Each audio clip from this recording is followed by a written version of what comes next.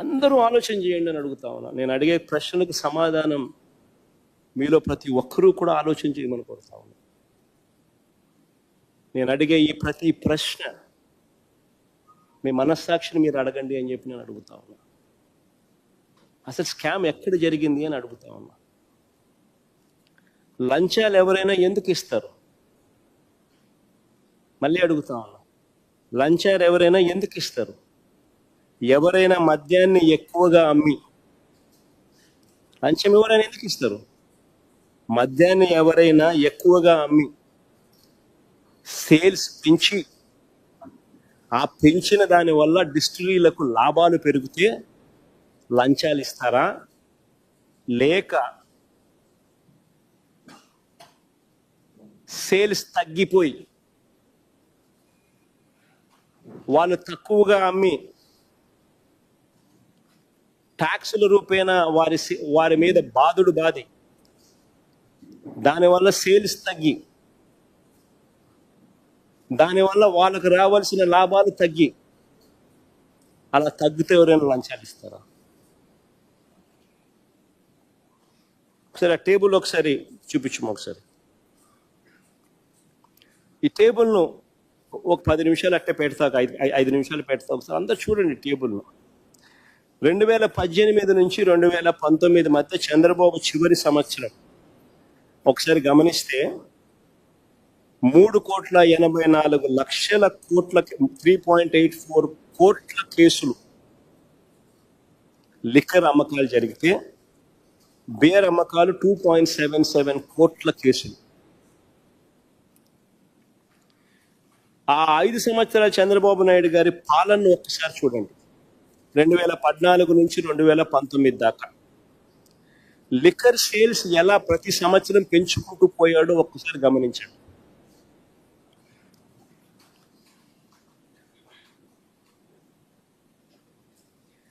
అమ్మకాలు ఇలా పెరగడం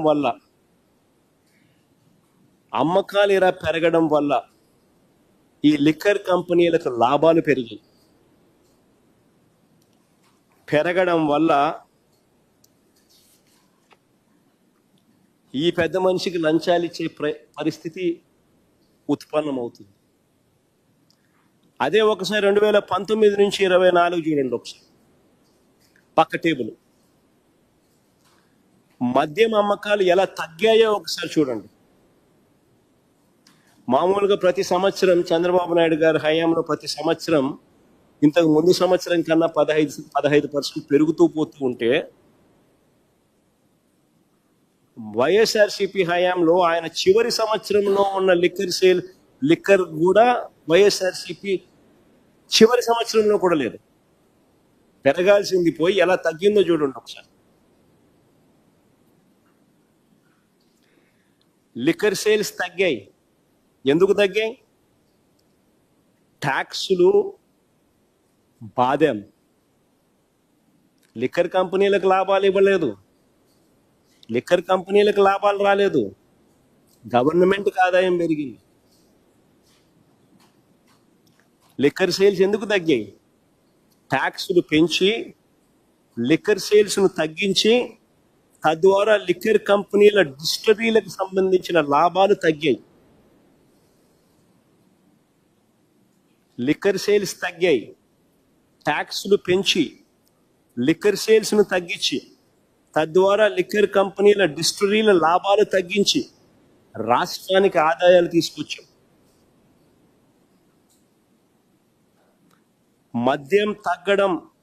మద్యం తాగించడం తగ్గడం వల్ల ప్రజల ఆరోగ్యం కూడా కాపాడారు. మద్యం తాగడం తగ్గించడం వల్ల ప్రజల ఆరోగ్యానికి కూడా మేలు చేశారు. ఆదాయాలు ఒకసారి చూడండి. ఆదాయాలకు వైపున రాష్ట్ర ఖజానాకు ఆదాయాలు పెరిగి ఒక కేసు మీద వైఎస్ఆర్సీపీ ప్రభుత్వ హయాంలో ఒక కేసు మీద రాష్ట్ర ప్రభుత్వానికి వచ్చిన ఆదాయం ఎంత అని చూస్తే 5,649 రూపాయలు ఒక కేసు మీద రాష్ట్ర ప్రభుత్వానికి వచ్చిన ఆదాయం వైఎస్ఆర్సీపీ హయాంలో. అదే చంద్రబాబు హయాంలో ఒక కేసు మీద రాష్ట్ర ప్రభుత్వానికి వచ్చిన ఆదాయం కేవలం 2,600 రూపాయలు. తేడా చూడండి.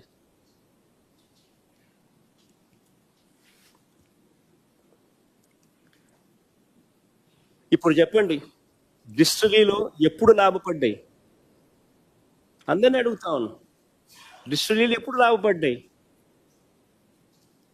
ఎవరి హయాంలో వాళ్ళకి లాభాలు పెరిగాయి? ఎవరికి వాళ్ళు లంచాలు ఇస్తారు? ఆలోచన చేయమని అడుగుతా ఉన్నా అందరినీ కూడా. మద్యం విక్రయాలను ప్రైవేట్ వ్యక్తులకు అప్పగిస్తే లంచాలు ఇస్తారా? ఇది కూడా ఇంకోటి ఆలోచన చేయండి. మద్యం విక్రయాలని ప్రైవేట్ వ్యక్తులకు అప్పగిస్తే లంచాలు ఇస్తారా, లేక ప్రభుత్వం ద్వారా మద్యాన్ని అమ్మే టైమింగ్స్ను నియంత్రిస్తూ, పర్మిట్ రూములను రద్దు చేస్తూ, 43,000 బెల్ట్ షాపులను మూసేయిస్తూ, మద్యం దుకాణాలను 33% తగ్గిస్తూ నిర్ణయాలు తీసుకుంటే లంచాలు ఇస్తారు? ఆలోచన చేయమని అడుగుతా ఉన్నా. ఎవరికి లంచాలు ఇస్తారు?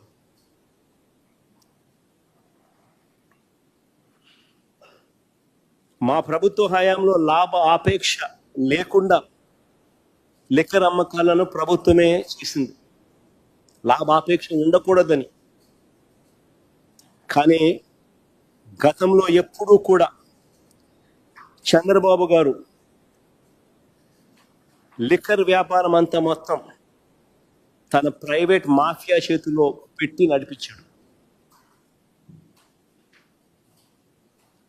షాపుల కోసం ఇతరులు ఎవరూ కూడా దరఖాస్తు చేయొద్దని బెదిరింపులకు దిగారు. అవునా కాదా? ఆలోచన చేయమని అడుగుతున్నాను. లిక్కర్ షాపుల్లో మన టెండర్ మన దరఖాస్తులు పిలిచినారు. ఏ రకంగా జరిగాయి? మంత్రులు, ఎమ్మెల్యేలు, పోలీసులు ఏ రకంగా బెదిరించారు? మనం అందరం చూసాం. ఎవరు షాప్ పెట్టినా కానీ 30% కమిషన్ వాళ్ళకి ఇచ్చేలా గేమ్ ప్లాన్ చేశారు. ప్రతి లిక్కర్ షాప్కు పర్మిట్ రూమ్ పెట్టారు. ప్రతి ఊళ్ళో, ప్రతి వీధి చివర, ప్రతి గుడి చివర, ప్రతి బడి పక్కనే లెఫ్ట్, రైట్, సెంటర్ బెల్ట్ షాపులు కనిపిస్తూ ఉన్నాయి. ఈ బెల్ట్ షాపులు, ఈ షాపులు ఏ టైంలో అయినా అందుబాటులో ఉన్నాయి. తెల్లవారుజామున 5 గంటలకు పోయినా షాపులు మందు షాప్ తెరిచి ఉంటుంది. అర్ధరాత్రి 12 దాటిన తర్వాత కూడా మందు షాప్ తెరిచి ఉంటుంది. మందు డోర్ డెలివరీ చేస్తూ ఉన్నారు. బియ్యం డోర్ డెలివరీ చేయడంలా ఆపేసినారు, కానీ మందు డోర్ డెలివరీ చేస్తా ఉన్నారు.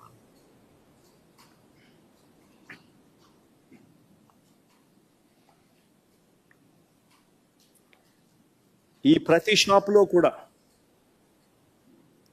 షాప్లో కూడా ఎంఆర్పి కన్నా కనీసం 20-30 రూపాయలకి ఎక్కువ రేటుకి అమ్ముతా ఉన్నారు.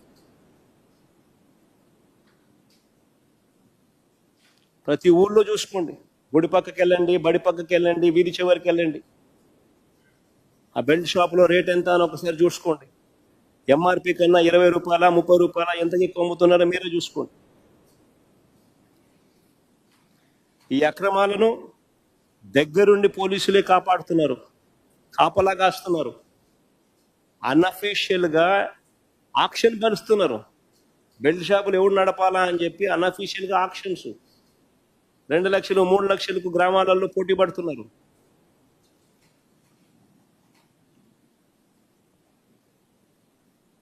₹20, ₹30 ఎంఆర్పి కన్నా ఎక్కువ రేటుకి అమ్ముతున్నారు. దగ్గరుండి పోలీసులు అమ్మిస్తున్నారు. ఈ డబ్బంతా కింద నుంచి పై వరకు వీళ్ళే పంపకాలే. ఒకవైపున ఈ పంపకాలు ఇలా మాదిరిగానే పంపకాలు పంచుకోవడమే కాకుండా, ఏ లిక్కర్ కంపెనీ డిస్టిలరీకి మేలు చేయాలనో వారికి వీరే ప్రైవేట్ లిక్కర్ షాపుల సైన్యంతో వీళ్ళు ఇండెంట్ ప్లేస్ చేస్తారు. అంతా వీళ్ళ చేతుల్లోనే ఉన్నాయి షాపులు, వీళ్ళే ఇండెంట్ ప్లేస్ చేస్తారు. చంద్రబాబు నాయుడు ఏ డిస్టిలరీకి మేలు చేయాలనుకుంటాడో, ఎవరికి మేలు చేయాలనుకుంటాడో వాళ్ళ పేరు మీద వీళ్ళ ప్రైవేట్ సైన్యంతో ఇండెంట్ ప్లేస్ చేస్తారు.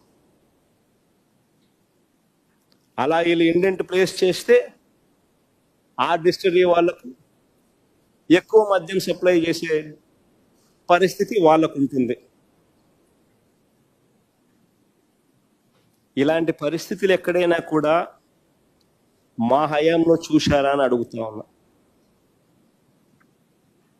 మా హయాంలో ఎంఆర్పికి మించి ఒక్క పైసా కూడా ఎప్పుడైనా ఎక్కడైనా అధికంగా వసూలు చేసిన పరిస్థితులు ఎక్కడైనా ఉన్నాయా అని అడుగుతా ఉన్నా.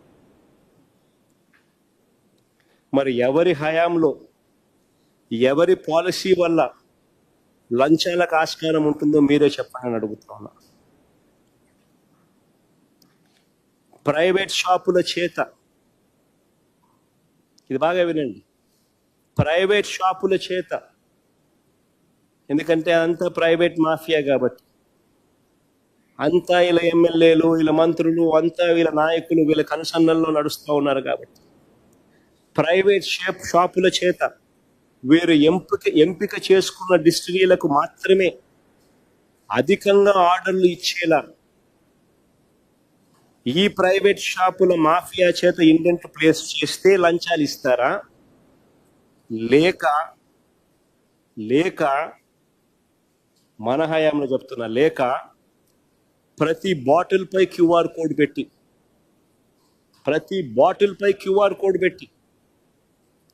ఆ బాటిల్ పైన ఉన్న క్యూఆర్ కోడ్ అమ్మేటప్పుడు స్కాన్ చేసి డైనమిక్ గా automatic uploading,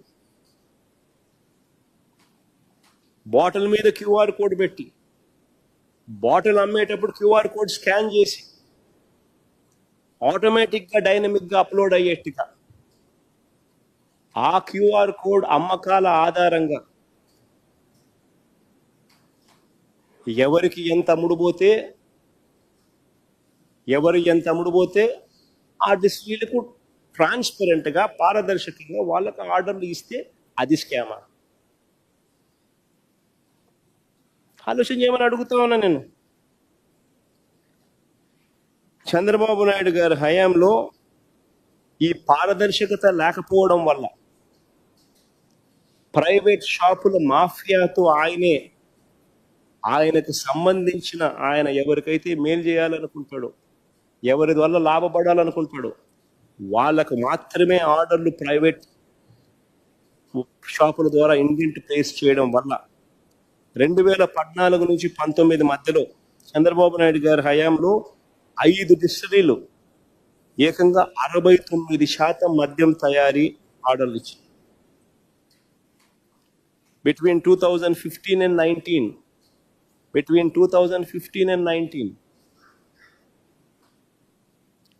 5 distilleries alone captured 69% of Madhyam Tayari. 69% of the orders were placed only to these 5 distilleries to manufacture and supply liquor. ఏది స్కామ్ అని అడుగుతా ఉన్నా నేను. ఇంకొక ప్రశ్న కూడా అడుగుతా ఉన్నా. ఇప్పుడు ఉన్న 20 డిస్టిలరీల్లో 14 డిస్టిలరీలు, 14 of them out of these 20 వివిధ కాలాలలో, during different time periods, Chandrababu Naidu ముఖ్యమంత్రిగా ఉన్నప్పుడు ఆయన లైసెన్స్ ఇచ్చినటివి.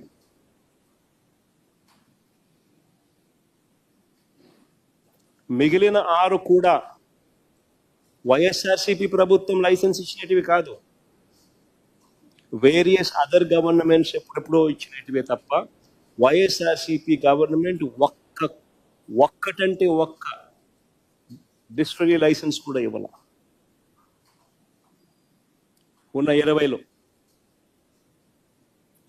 ఇంకొక విషయం, ఆ 20 డిస్టిలరీలను ఎంపానల్ చేసింది ఎవరు?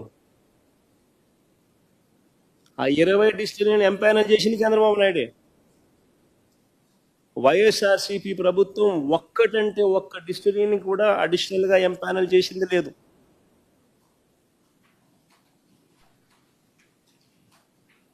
మరి వీళ్ళు ఎవరికి సన్నిహితులు? మరి వీళ్ళు ఎవరికి లంచాలు ఇస్తారు? ఎవరి హయాంలో వీళ్ళ సేల్స్ పెరిగి, ఎవరి హయాంలో వీళ్ళందరికీ లాభాలు పెరిగి, ఎవరి హయాంలో ఎవరికి లంచాలు ఇస్తారు? ఎవరి హయాంలో వీళ్ళ సేల్స్ తగ్గినాయి? వీళ్ళ లాభాలు తగ్గినాయి.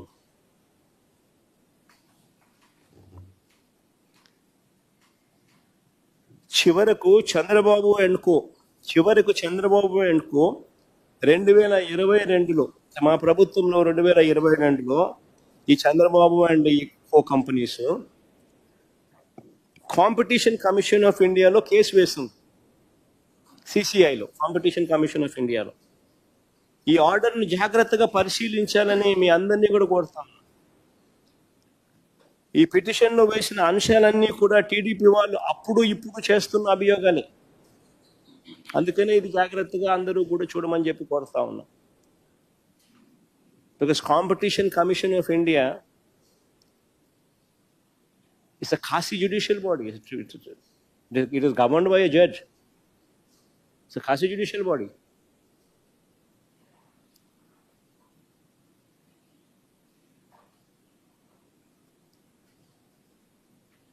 Competition commission of India Chandrababu Naidu గారు ఈరోజు పిటిషన్ ఏదైతే ఈరోజు పిటిషన్లో వేసిన అంశాలన్నీ కూడా టీడీపీ వాళ్ళు అప్పుడు ఇప్పుడు చేస్తున్న అభియోగాలు. అప్పుడు కాంపిటీషన్ కమిషన్ ఆఫ్ ఇండియా ముందుకు వీళ్ళు పిటిషన్స్ వేసినప్పుడు వచ్చిన అభియోగాలు. ఆ అభియోగాలు ఏమిటి అని అంటే, కొన్ని బ్రాండ్లను ఉద్దేశపూర్వకంగా తొక్కిపెట్టారని, సప్లై ఆర్డర్లలో వివక్ష చూపించారని ఆ పిటిషన్లో వాళ్ళు ఆరోపించారు. కానీ competition commission of India September 19th, 2022 ఈ అభియోగాలన్నింటిపై విచారణ చేసి, ఈ అభియోగాలన్నింటిపై సుదీర్ఘమైన విచారణ చేసి 2019 సెప్టెంబర్ 19, 2022 సుదీర్ఘమైన విచారణ చేసి, ఈ అభియోగాలపై అన్నిటిపై సుదీర్ఘమైన విచారణ చేసి,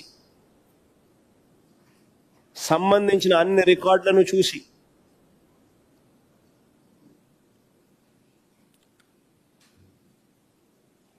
సప్లై ఆర్డర్లన్నింటినీ పరిశీలించి చారిత్రాత్మకమైన జడ్జిమెంట్ కూడా ఇచ్చినారు. ఆ జడ్జిమెంట్ ఒకసారి చదవండి.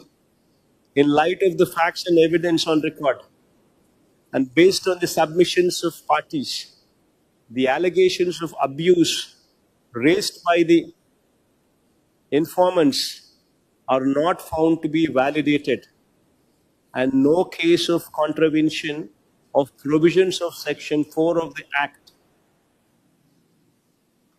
can be stated to have arisen on the part of OPs warranting an investigation into the matter.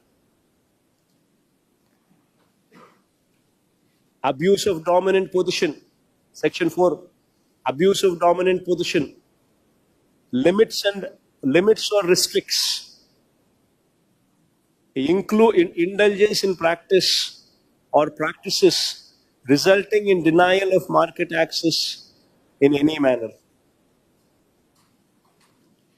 Clear cut ga CCI ఇచ్చిన తీర్పు రాష్ట్ర ప్రభుత్వం అమలు చేస్తున్న మద్యం విధానం పూర్తిగా సహేతుకంగా ఉందని, ప్రభుత్వం అనుసరించిన విధానం వల్ల మద్యం అమ్మకాలు తగ్గాయని, అన్ని కంపెనీల మద్యం బ్రాండ్లు కొంటున్నారని, వాటికి సంబంధించిన చెల్లింపులు కూడా సకాలంలో చేస్తున్నారని తీర్పిచ్చింది. సిసిఐ ఇచ్చిన తీర్పులో పారా 85, 90, 95, 96, 97, 98 and 101 పారాల్లో ఈ మొత్తం వివరాలన్నీ కూడా ఉంటాయి.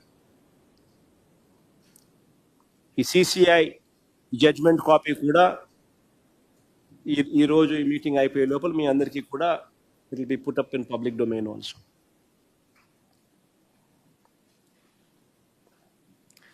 వాస్తవాలు ఇలా ఉంటే తప్పు చంద్రబాబు చేసి ప్రైవేట్ షాపుల కార్టెల్తో తనకు కావలసిన డిస్టిలరీలకు మేలు జరిగే విధంగా ఈ ప్రైవేట్ షాపుల చేత తాను ఇండెంట్ ప్లేస్ చేసి తాను ఈ రకమైన 5 డిస్టిలరీలకు 69% ఆర్డర్లు ప్లేస్ చేసి ఆయన స్కామ్ చేస్తే ఎదురు ఆరోపణ ఆయన చేస్తాడు.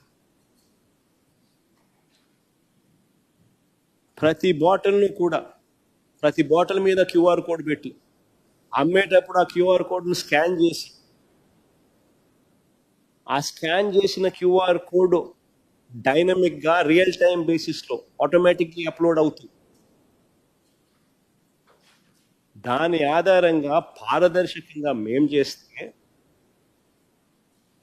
చంద్రబాబు నాయుడు గారు అనే వ్యక్తి ఎటువంటి దుర్మార్గమైన ఆలోచనలతో దుర్మార్గమైన ఆరోపణలు చేస్తా ఉన్నాడు అనే దానికి నిదర్శనం.